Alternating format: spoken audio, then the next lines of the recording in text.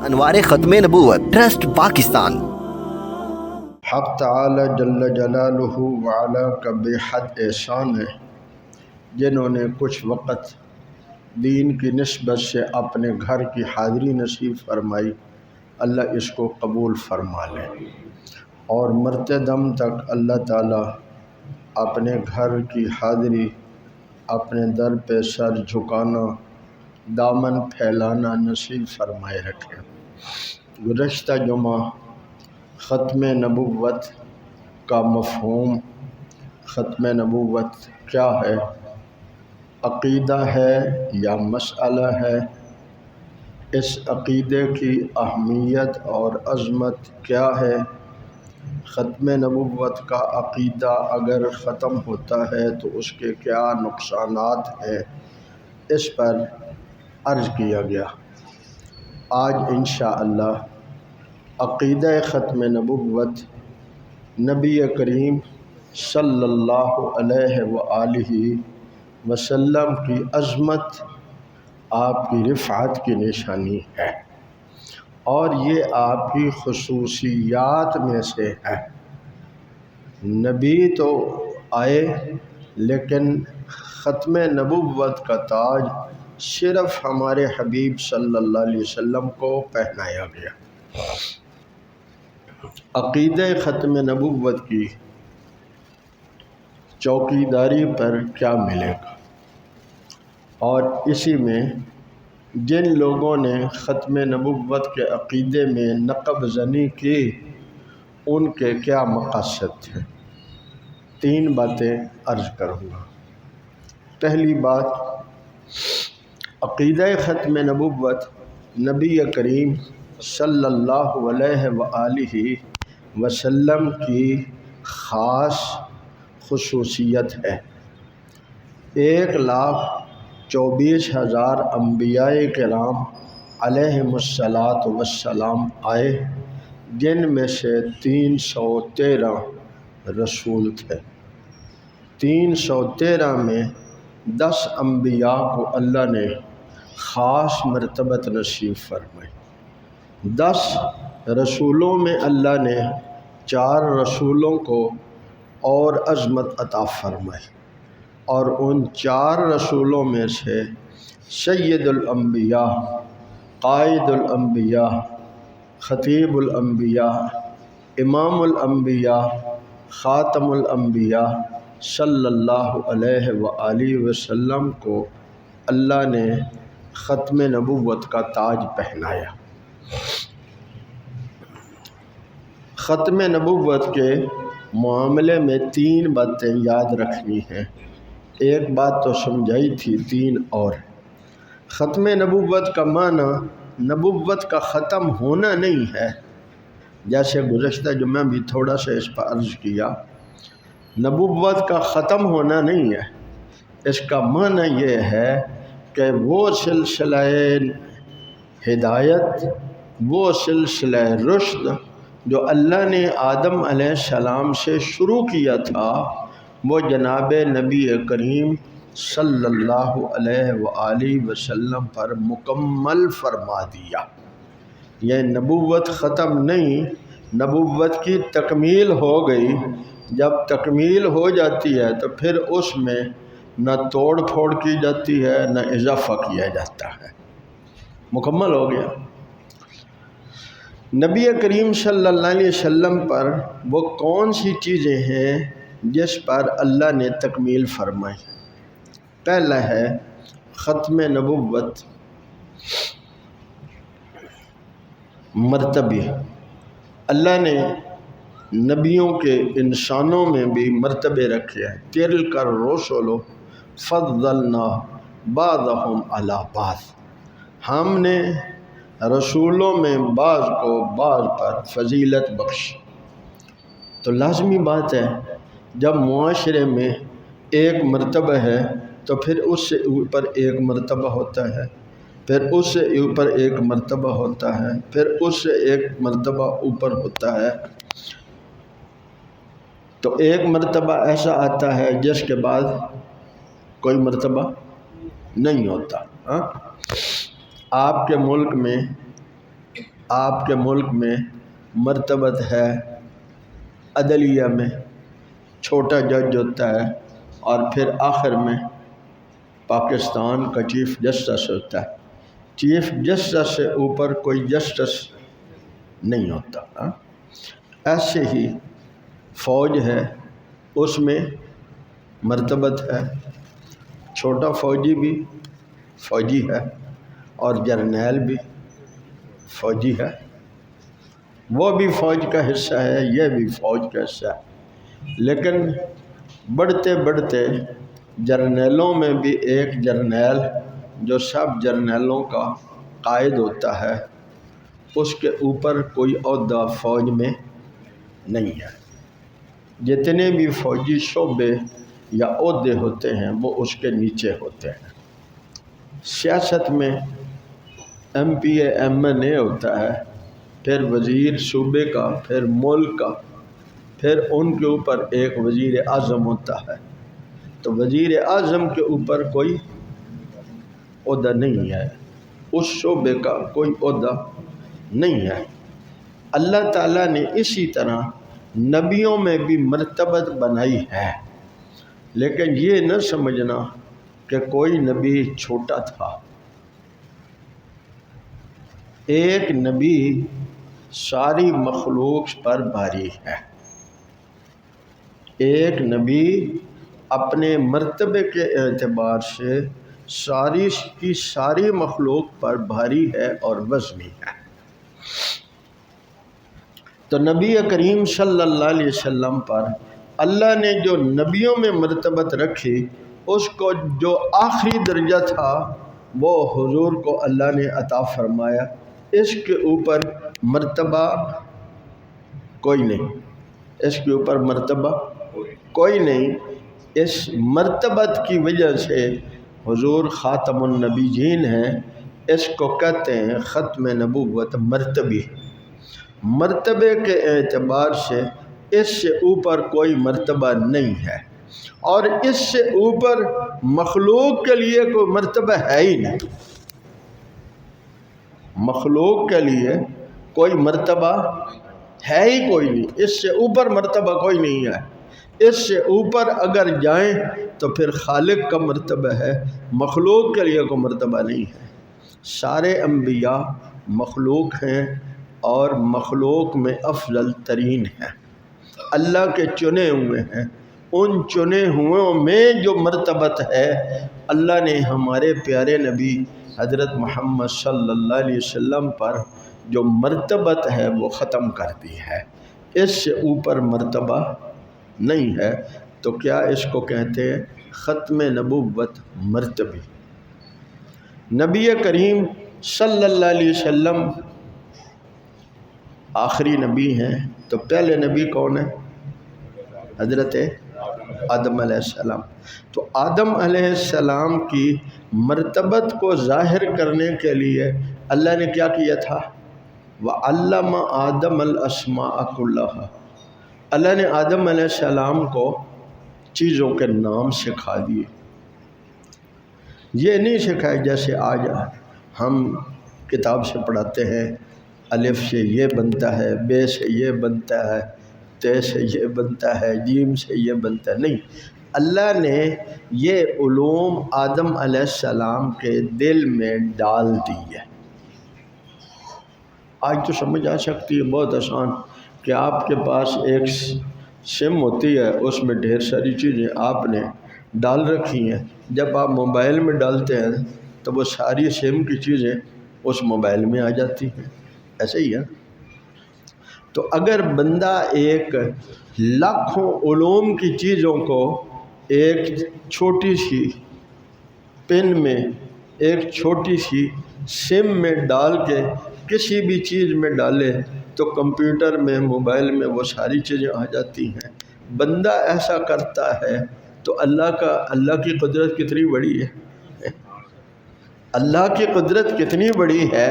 تو اللہ رب العالمین نے آدم علیہ السلام کو یوں پڑھا کر نہیں، بلکہ علم آدم الاسماء کا معنی ہے اللہ نے آدم علیہ السلام کو اپنی طرف سے ان کے دل مبارک میں علم ڈال دیا تھا۔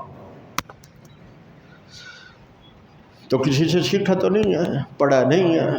اور نبی کی شان یہی ہوتی ہے کہ وہ زمین پر سارے لوگوں کا استاد تو ہوتا ہے، اس کا کوئی استاد نہیں ہوتا۔ آدم علیہ السلام کو اللہ نے پڑھایا۔ حضرت موسیٰ علیہ السلام جو حضرت خضر کے پاس گئے تھے تو وہاں علم سیکھا نہیں تھا، علم دیکھا تھا۔ خضر علیہ السلام کا علم تکوینی علم تھا، دیکھا تھا، سیکھا۔ اگر سیکھ کے آتے وہ علم تو پھر آپ بھی یہاں وہی کام کرتے نا جو حضرت خضر نے کیا، حضرت موسیٰ وہی کام کرتے نا، لیکن حضرت موسیٰ علیہ السلام نے تو وہ کام تو نہیں کیا۔ تو اس کو کہتے ہیں علم کو دیکھنا، اور ایک ہے علم کو سیکھنا۔ ان کا علم دیکھا ہے، سیکھا نہیں ہے، سیکھا نہیں ہے۔ کوئی کہہ سکتا ہے کہ وہاں بھی تو حضرت موسیٰ گئے تھے۔ بھائی موسیٰ علیہ السلام اللہ نے ان کو دکھانا تھا کہ میں کیسے کیسے علم دیتا ہوں۔ آپ کے پاس اگر شریعت کا علم ہے تو میرا ایک بندہ ہے جس کے پاس تکوینی علوم ہے، تکوین نظام کائنات چلانے کے علوم ہیں۔ تو خیر میں عرض کر رہا تھا، آدم علیہ السلام کی فضیلت کی ابتدا کہاں سے شروع ہوئی؟ علم سے۔ کہاں سے شروع ہوئی؟ علم سے شروع ہوئی نا۔ اللہ نے آدم علیہ السلام کو چیزوں کے نام سکھا دیے۔ اب فرشتوں نے کہا تھا کیا ضرورت ہے، مٹی سے بنائیں گے تو مٹی والی عادتیں بھی تو ہوں گی نا اس میں، تو وہ کیا کریں گے؟ وَيَسْفِكُ الدِّمَاءَ، لڑائی بھڑائی کریں گے، قتل و غارت کریں گے۔ تو یہ نہیں تھا کہ ان کو فرشتوں کو علم تھا۔ بھئی آپ کچھ چیزیں یہ حکیم اطباء جوڑتے ہیں اور کیا کہتے ہیں ان مرکبات کو جوڑنے کا یہ نتیجہ نکلے گا، ایسے ہی ہے نا۔ تو ان چیزوں کی جو خصوصیات ہوتی ہیں اس کو وہ جانتے ہیں، اس لیے وہ کہتے ہیں اس کا یہ نتیجہ نکلے گا۔ فرشتے دیکھ رہے تھے مٹی سے انسان بنایا جا رہا ہے تو اس کا یہ نتیجہ نکلے گا۔ انہوں نے کہا تھا یہ کرے گا۔ اللہ تعالیٰ نے کیا فرمایا تھا؟ انی اعلم ما لا تعلم، بس تمہیں اعتراض کرنے کا حق نہیں ہے، جو مجھے پتہ ہے تمہیں نہیں پتہ۔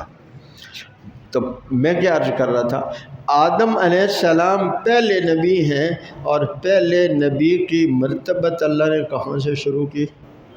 علم سے۔ اب توجہ کریں گے تو آدم علیہ السلام کی مرتبت، پہلے نبی کی مرتبت علم سے، اور وہ سارے فرشتوں اور جنوں سے زیادہ علم والے۔ تو زمین میں اس وقت ان سے بڑا علم والا، تو اس کو کہتے ہیں مرتبت علمی مرتبت۔ علمی مرتبت سے ابتدا ہوئی، اب بڑھتے بڑھتے اللہ نے علوم کے دریا مصطفیٰ کریم صلی اللہ علیہ وسلم پر کھول دیے ہیں۔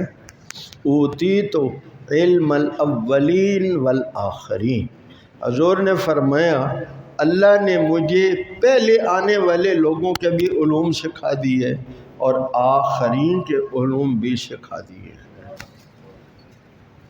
پھر ضروری نہیں ہے کہ آپ نے جو بھی علم سیکھا ہے اس کا آپ تجربہ بھی کریں۔ تو پیغمبر جو آتے ہیں وہ دنیاوی علوم سکھانے تو نہیں آتے، لیکن ہوتے ہیں ان کے پاس، وہ سکھانے آتے ہیں شریعت کے علوم۔ دنیا کے علوم انسان کو موت تک کی ضرورتوں میں کام آتے ہیں۔ بچاؤ کیسے کرنا ہے، حملہ کیسے کرنا ہے، کمانا کیسے ہے، کھانا کیسے ہے، ایسے ہی ہے۔ محنت کر کے ضرورتیں کیسے میسر کرنی ہیں، پھر ان کو کیسے استعمال کرنا ہے۔ موت سے پہلے پہلے کے جو علوم ہیں، معیشت کے علوم، یہ علوم انسانوں کے پاس ہیں، انبیاء کے پاس بھی ہوتے ہیں، لیکن وہ اس کو سکھانے نہیں آتے۔ کیوں؟ اس کے لیے انسان اپنی عقل لڑا کے کرتے رہیں گے، یہ چھوٹے کام ہیں۔ اس کے لیے انبیاء اپنا علم اور بڑی عقل نہیں لگائیں گے، اس کے لیے انبیاء اپنا بڑا علم اور بڑی عقل، انبیاء کیا سکھائیں گے؟ توجہ کریں گے، انبیاء کیا سکھائیں گے؟ آدم علیہ السلام کو جب اللہ نے پیدا کیا تو کیا بنایا تھا؟ خلیفہ بنایا تھا۔ انی جاعل فی الارض خلیفہ، نائب بنایا ہے۔ تو نائب کا کام کیا ہوتا ہے؟ جو اصل کا کام ہوتا ہے، نائب کا کام وہی ہوتا ہے۔ اللہ رب العالمین چاہتے ہیں ساری زمین میں جتنی بھی مخلوقات ہیں وہ اللہ کی فرما برداری میں آ جائیں، تو اللہ نے جمادات کو پابند کر دیا۔ جمادات میں کوئی چیز اللہ کی نافرمانی نہیں کرتی۔ نباتات کو پابند کر دیا، کوئی اللہ کی نافرمانی۔ حیوانات کو پابند کر دیا، وہ اللہ کی نافرمانی، ان میں نافرمانی کا مادہ نہیں ہے۔ فرشتوں کو پابند کر دیا، وہ اللہ کی نافرمانی نہیں کرتے، ان کے لیے حکم ہے۔ قرآن مجید میں اللہ فرماتے ہیں جس کا ان کو حکم دے دیا جاتا ہے اس کو وہ پورا کر دیتے ہیں۔ نافرمانی والا سلسلہ۔ دو مخلوقیں ہیں جن کو اللہ نے اختیار دیا۔ اختیار کا معنی یہ نہیں ہے جو چاہو کرو، اختیار کا معنی یہ ہے حق بھی بتا دیا اور باطل بھی سمجھا دیا، اور یہ بھی سمجھا دیا اس حق کے راستے پر چلتے چلتے تم اللہ تک پہنچو۔ اللہ سے ملاقات کی جگہ کون سی ہے؟ جنت۔ کون سی جگہ؟ کون سی جگہ؟ جنت ہے۔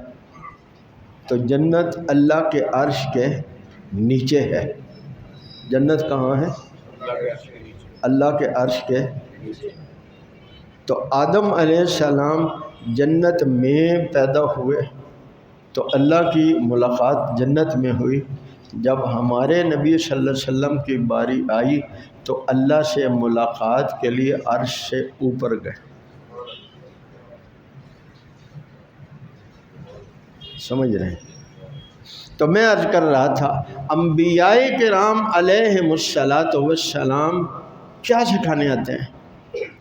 اپنے توجہ کریں گے اپنی زبان اور اپنے علم سے سکھاتے ہیں رب تک کیسے پہنچنا ہے، اور عمل کر کے دکھاتے ہیں۔ اگر کوئی صاحب علم نہ ہو تو وہ نقل کرتا جائے نبی کی، تو وہ بھی انشاءاللہ نبی بھی جنت میں اور امتی بھی جنت۔ کتنی رحمت کا معاملہ ہے۔ علم اس کے پاس نہیں ہے، صرف دیکھتا جاتا ہے۔ میرے نبی صلی اللہ علیہ وسلم نے یوں کیا، حضور نے یوں کیا، یوں ہی سیکھتے سیکھتے پیچھے چلتے چلتے چلتے جہاں وہ پہنچے ہیں یہ بھی وہیں پہنچے گا۔ لیکن یہ الگ بات ہے کہ ہر کسی کی اپنی اپنی مرتبت ہے۔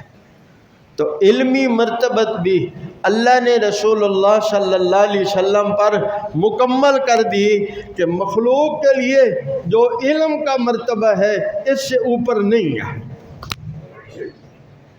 کیوں؟ آپ نے فرما دیا اوتیت علم الاولین والآخرین، اولین اور آخرین کا علم اللہ نے مجھے عطا فرمایا ہے۔ اس لیے جتنے بھی مکان اور مقام ہوں گے وہاں ہوگا علم۔ علم ہے ہر مقام پہ علم۔ تو جس مقام پہ بھی جائیں وہاں حضور کا علم ہے تو ہر مقام میں اور ہر مکان میں نبوت حضور کی ہوگی۔ ہر مقام میں، ہر مکان میں نبوت حضور کی ہوگی، کیونکہ ان سے بڑا علم والا نہیں ہے۔ تیسری قسم ہے نبوت زمانی۔ زمانے گزرتے رہیں گے، جیسے میں نے گزشتہ جمعہ عرض کیا، ایک وقت میں ایک علاقے میں ایک نبی ہوتا تھا، دوسرے علاقے میں دوسرا نبی بھی ہوتا، ایک علاقے میں ایک نبی، دوسرے میں دوسرا، تیسرے میں تیسرا بھی ہوتا، اور یوں بھی ہوتا ایک نبی ہوتا، وہ جب اس دنیا سے چلے جاتے تو دوسرا نبی آ جاتا، پھر وہ چلے جاتے تو تیسرا نبی آ جاتا۔ اللہ نے ہمارے پیارے حبیب رحمت للعالمین صلی اللہ علیہ وآلہ وسلم کے لیے سارے زمانوں کو یکجا کر دیا۔ اب زمانے بدلتے رہیں گے اور نبی کوئی اور، ہر زمانے میں نبوت آپ ہی کی رہے گی۔ قاری محمد طیب صاحب رحمۃ اللہ تعالی علیہ نے ایک عجیب مثال لکھی ہے۔ فرمایا جب بچہ پیدا ہوتا ہے تو اس کا جو ناپ ہوتا ہے وہ اور ہوتا ہے، 6 مہینے میں اور ہو جاتا ہے، پھر جیسے جیسے ہر 2 سال کے بعد ناپ بدلتا جاتا ہے، پھر اس کی نشو و نما جسمانی جب مکمل ہو جاتی ہے تو اب اس کا ناپ ایک ہی ہو جاتا ہے، اب اس کا ناپ بدلتا نہیں ہے۔ شاید صاحب ہنس رہے ہیں کیونکہ کتنے سال ہو گئے، دوبارہ ناپ دینے کی ضرورت نہیں پڑی۔ توجہ کریں گے، جسمانی نشو و نما مکمل ہو گئی ہے، اس لیے اب جسم کا ناپ لباس کے لیے دوبارہ دینے کی ضرورت۔ اللہ تعالیٰ نے روحانی ترقی حضور پر مکمل کر دی، اب روحانی ضرورت اور نہیں، نئے علوم کی اور نئی شریعت کی، نئے احکامات کی اب ضرورت نہیں ہے۔ انسان کی رشد و ہدایت کے لیے جو آدم علیہ السلام سے سلسلہ شروع ہوا تھا، جو نشو و نما شروع ہوئی تھی، وہ نشو و نما رسول اللہ کے زمانے میں مکمل ہو گئی ہے۔ وہ روحانی نشو و نما، نبی جسمانی نہیں، وہ روحانی تربیت کے لیے ہوتا ہے۔ تو روحانی تربیت کے لیے جو نشو و نما آدم علیہ السلام سے شروع ہوئی، وہ نشو و نما رسول اللہ کے دور میں مکمل ہو گئی، اور کسی نبی کی بھی ضرورت نہیں ہے۔ اللہ نے ہر زمانے کے لیے رسول اللہ کی شریعت کو بنا دیا۔ اس پر 1-2 باتیں عرض کروں گا۔ نبی کریم صلی اللہ علیہ وآلہ وسلم پر اللہ نے نبوت کو جو مکمل کیا ہے، اس پر 2 باتیں۔ پہلی بات، نبی کریم صلی اللہ علیہ وسلم کے حوالے سے میں نے ایک حدیث پڑھی، آپ نے فرمایا اللہ کے ہاں اس وقت بھی مجھے خاتم النبیین لکھ دیا تھا جب آدم علیہ السلام ابھی گارے کی حالت میں تھے، مٹی کی حالت میں، اور روح نہیں پڑی تھی، اس وقت اللہ نے مجھے خاتم النبیین لکھ دیا تھا۔ آپ میں جو لوگ ریاضی پڑھے ہوئے ہیں یہ ذرا توجہ کریں، جب آپ کوئی دائرہ لگاتے ہیں، یہ دنیا دائرہ ہے نا، صبح ہوئی تھی، 24 گھنٹے کے بعد پھر صبح ہوگی، 5-6 گھنٹے کے بعد شام ہوگی، کل پھر شام ہو جائے گی. دائرہ 24 گھنٹے کا دائرہ ہے. آج جمعہ ہے، 7 دن کے بعد 8ویں دن پھر جمعہ ہوگا. ایسے ہی ہے. آج انگریزی کی تاریخ ہے 17 ہے میرا خیال. ایسے ہی ہے. اور 7 یا 8 تاریخ ہو گئی، 7 تاریخ. تو 1 مہینے بعد پھر یہی 7 تاریخ ہوگی. گھوم رہا ہے نا. اسلامی مہینہ کون سا ہے؟ ذیقعدہ کا ہے. تو 1 سال کے بعد پھر ذیقعدہ کا مہینہ ہوگا. دائرہ گھوم رہا ہے. دائرہ گھوم رہا ہے. ایک دائرہ 24 گھنٹے کا ہے، ایک دائرہ ہفتے کا ہے، ایک مہینے کا ہے، ایک سال کا ہے، ایک صدی کا ہے. ایسے ہی ہے. دائرہ گھوم رہا ہے. تو جہاں سے دائرہ شروع ہوتا ہے ختم بھی، دائرہ جہاں سے شروع ہوتا ہے ختم بھی. ذرا توجہ کریں گے اس لیے میں. دائرہ جہاں سے شروع ہوتا ہے ختم بھی. دائرہ شروع کرنے کے لیے ایک نقطۂ آغاز ہوتا ہے. آپ جب پرکار رکھتے ہیں تو ایک نقطہ اس کے نیچے ہوتا ہے نا. اب دائرہ لگ رہا ہے تو یہ سارا دائرہ نظر آتا ہے. وہ جو سینٹرل پوائنٹ ہے وہ نظر آ رہا ہوتا ہے. جب پرکار اٹھائی جاتی ہے، لگایا سب سے پہلے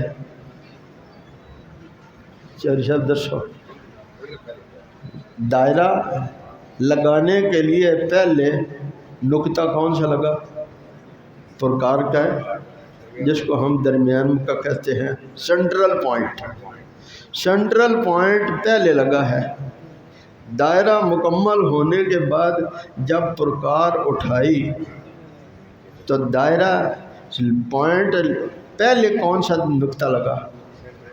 سینٹرل. لیکن نظر سب کے بعد آیا. پوائنٹ پہلے لگا، نظر بعد میں آیا. میرے نبی صلی اللہ علیہ وسلم کی نبوت کا پوائنٹ پہلے مقرر ہوا اور ظہور سب کے آخر میں ہوا ہے. ظہور سب کے آخر میں ہوا ہے. سینٹرل پوائنٹ یہی تھا. لیکن جب پرکار اٹھے گی، دائرہ مکمل ہوگا تو پھر وہ نظر آئے گا. اچھا یہ بتائیں، اگر سینٹرل پوائنٹ نہ ہو دائرہ لگ جاتا ہے؟ بھئی اتنی سی بات ہے سمجھنے والی. کچھ لوگ اس حدیث پر اعتراض کرتے ہیں جو آپ صلی اللہ علیہ وسلم کی حدیث ہے لولا خلقتک لما خلقت الافلاق. اگر آپ کو پیدا نہ کرنا ہوتا تو پھر افلاق کو، سارے جہان کو نہ بناتا. تو بھئی یہ پرکار دائرہ نہ بنانا ہوتا تو سینٹرل پوائنٹ نہ ہوتا. سینٹرل پوائنٹ ہے تبھی دائرہ ہی بنا ہے.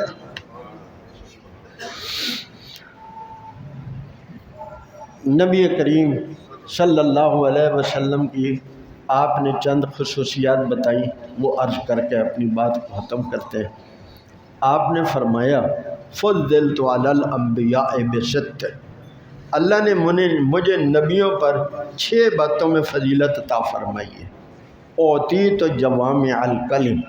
اللہ نے مجھے جوامع الکلم عطا فرمائے. جوامع الکلم کسے کہتے ہیں؟ ڈھیر ساری باتوں کو ایک جملے میں محفوظ کر دینا. ڈھیر ساری باتوں کو ایک جملے میں محفوظ کر دینا. نبی کریم صلی اللہ علیہ وسلم کے پاس ایک بندہ آیا. اس نے کہا اللہ کے رسول، نہ تو میں بڑا مال والا ہوں کہ ڈھیر سارا خرچ کر سکوں، نہ میں بڑا بہادر ہوں کہ بڑے بڑے جہاد میں مر کے کر سکوں. لیکن جی تو چاہتا ہے. جی تو چاہتا ہے کہ میں بھی کسی بلند مقام پہ اللہ کے ہاں پہنچ جاؤں، تو فرمایا اپنے گھر میں ٹھہرا رہا کرو، اپنے گناہوں پر روتے رہا کرو،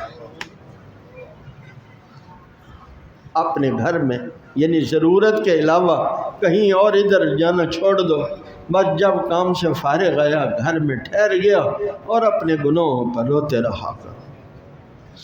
یہ بتاؤ اگر کسی بندے کو یہ ایک ہی عمل نصیب ہو جائے تو اللہ تک پہنچ جائے گا کہ نہیں پہنچ جائے گا؟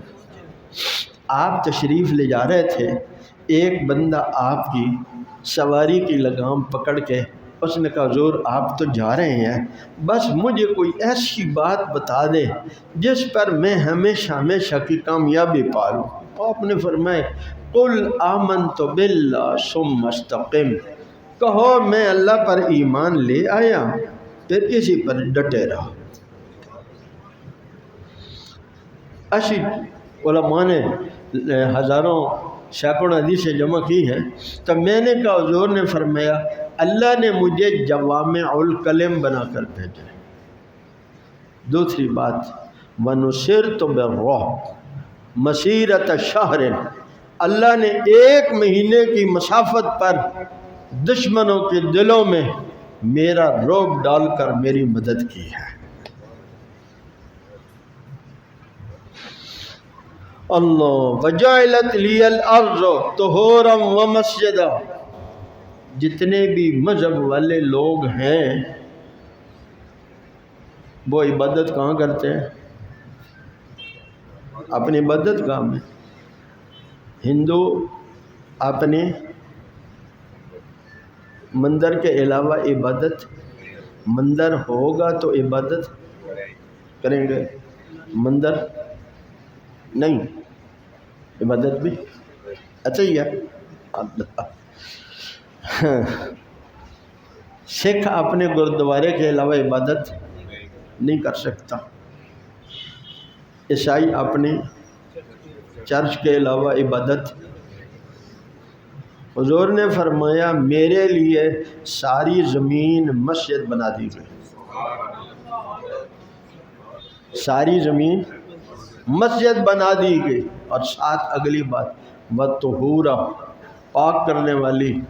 ایسی جگہ آپ ہیں جہاں پانی نہیں ہے۔ تو آج مجھے حضور کی ایک بار عجیب رحمت نظر آئی کہ ہم نے ظہر کی نماز جلدی جلدی پڑھی کہ سفر لمبا ہے اور تھار کے علاقے میں ہے، تو شروع ہوتے ہی وقت سے چل پڑے، اور چلتے چلتے چلتے اب عصر کا وقت ختم ہو رہا ہے اور پانی شانی کہیں نہیں ہے، اور نیچے زمین میں بھی کلر ہے اور کانٹے ہیں۔ اب ہم نے اپنے مقامی امیر سے کہا مفتی صاحب اب بتائیں، انہوں نے کہا جعلت لی الارض مسجدا وطہورا، جاؤ ایک طرف قضائے حاجت کریں، یہاں سب نے یہاں اس کے اوپر ہاتھ مارے اور وہاں ان کانٹوں والی زمین پر نماز پڑھی۔ ہم نے نماز پڑھی، 10 منٹ کے بعد سورج غروب ہو گیا، سفر آگے جاری تھا۔ واہ حضور کی رحمت، حضور کی رحمت دیکھیں۔ اگر مسجد میں ہی ہو سکتی ہوتی تو نماز نہیں پڑھ سکتے تھے، اور اگر پانی کے بغیر طہارت نہ ہوتی تو پھر بھی نماز۔ ایک بار ہم ساؤتھ افریقہ سے آ رہے تھے تو 8.5 گھنٹے کی فلائٹ تھی۔ ہم نے اس سے پوچھا، وہ مسلمان تھا بڑا پکا جو خدمت گزار ہے، کہ بھئی نمازوں کا کیا بنے گا؟ اس نے کہا پچھلی طرف ایک جگہ بنی ہوئی ہے جہاں 8-10 بندے نماز پڑھ سکتے ہیں، بڑا جہاز ہے، تو وہاں آلہ بھی لگا ہوا ہے، جب آپ جائیں گے تو اس آلے کو فٹ کریں گے۔ تو ہم نے اسی میں نماز بھی پڑھی اور وہیں نفل پڑھ کے تو احرام بھی باندھا، کیونکہ جدہ اتر کے تو عمرہ کرنا تھا۔ حضور کی رحمت نظر آئی، سبحان اللہ ہے، فضا میں بھی ہیں تو حضور کی رحمت سے آپ اللہ کی عبادت سے دور نہیں ہوئے، وہاں بھی قبلہ معلوم کر کے آپ نے نماز ادا کر لی۔ وَجَعِلَتِ لِيَ الْأَرْضُ مَسْجِدًا وَطَهُورًا، سبحان اللہ۔ اور فرمایا احلت لی الغنائم، پہلے لوگ جہاد کرتے تھے تو جہاد کی قبولیت کی نشانی یہ ہوتی تھی، اللہ کرے امت میں پھر جہاد زندہ ہو جائے۔ تسی بے شک نہ جانا لیکن دعا تے کر دے ہو یار، آمین کہو۔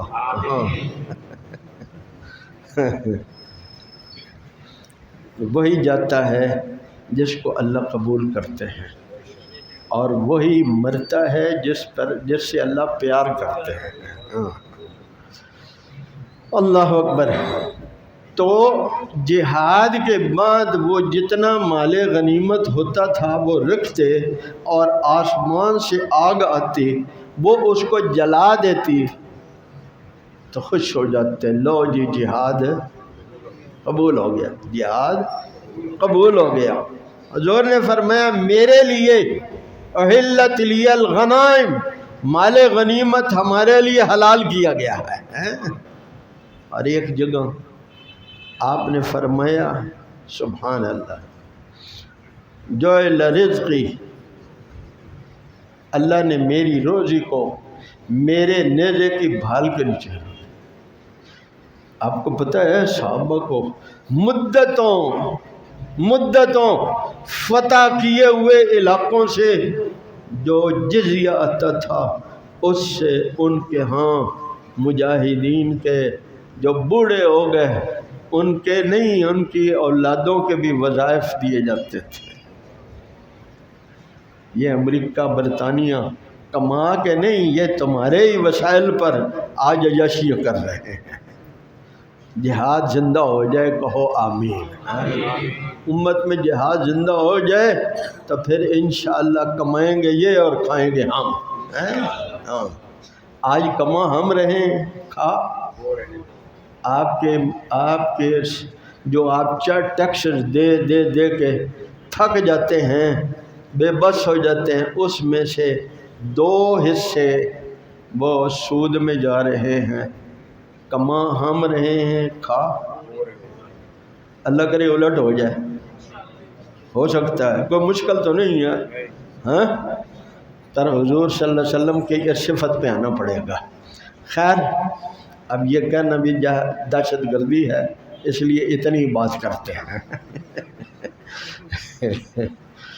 میرے حبیب صلی اللہ علیہ وسلم نے 5ویں بات فرمائی، ختم بی النبیون ارسلت الی الخلق کافہ، اللہ نے مجھے ساری مخلوق کے لیے نبی بنا کے بھیجا۔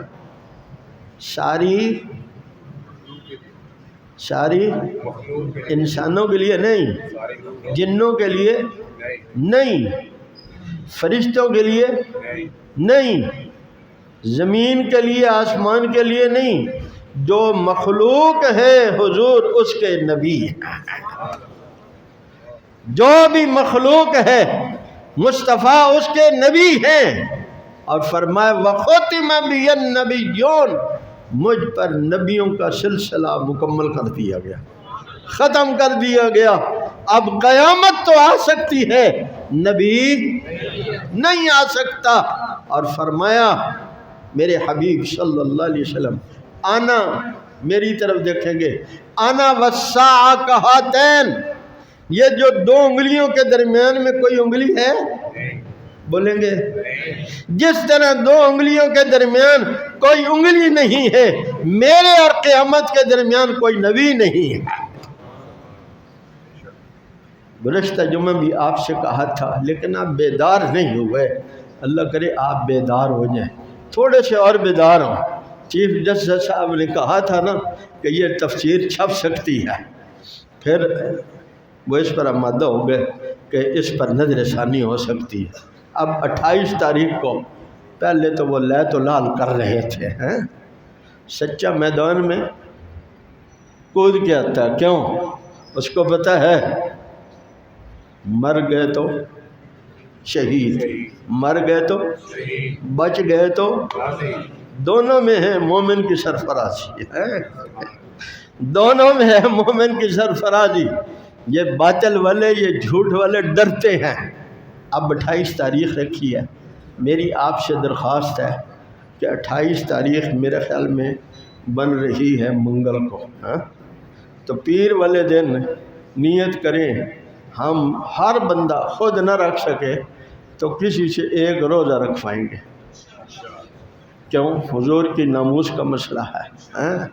اور پاکستان جیسے ملک میں چیف جسٹس صاحب فیصلہ کر بھی دیں نا کہ یہ حضور کی ناموس کے خلاف یہ جو تفسیر ہے یہ چھپے گی، لیکن چیف جسٹس صاحب سن لو ہم چھپنے نہیں دیں گے، زور سے کہو، اور تمہیں یہ جرات بھی نہیں ہونی چاہیے کہ کلمے کے نام پر بننے والے ملک میں تم اس تفسیر کے چھپنے کی اجازت دے دو جس میں لکھا ہے، مرزا قادیانی کہتا ہے قرآن میں جو ہم محمد الرسول اللہ ہے وہ اللہ نے مجھے کہا ہے، قرآن میں جو اللہ نے احمد کا لفظ کہا ہے وہ مجھے کہا ہے، قرآن میں انا اعطیناک الکوثر اللہ نے مجھے کہا ہے، قرآن میں الم نشرح لک صدرک اللہ نے مجھے کہا ہے، یہ تفسیر چھپنے دیں گے ہم؟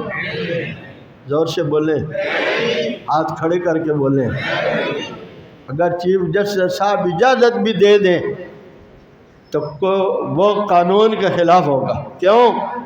اس ملک کے اصول میں ہے کہ کوئی قانون شریعت کے خلاف نہیں ہوگا، لیکن اگر پوری اسمبلی پابند ہے کہ شریعت کے خلاف قانون نہیں بنے گا تو چیف جسٹس صاحب کوئی قانون سے بالا تر تو نہیں ہے، اگر وہ کوئی فیصلہ دیں گے تو وہ فیصلہ پاکستان کے قانون کے خلاف ہے، جو خلاف قانون فیصلہ ہوتا ہے وہ قابل عمل ہے، وہ قابل، ہاتھ کھڑے کر کے کہو، وہ قابل عمل نہیں ہوتا۔ اللہ ہم یہ ناصر ہو، روزے کی ہم نے نیت کر لی، دعا بھی کریں گے، حاجت کے نفل بھی پڑھیں گے، اللہ مجھے آپ کو عمل کی توفیق عطا فرمائے۔ انوار ختم نبوت ٹرسٹ پاکستان۔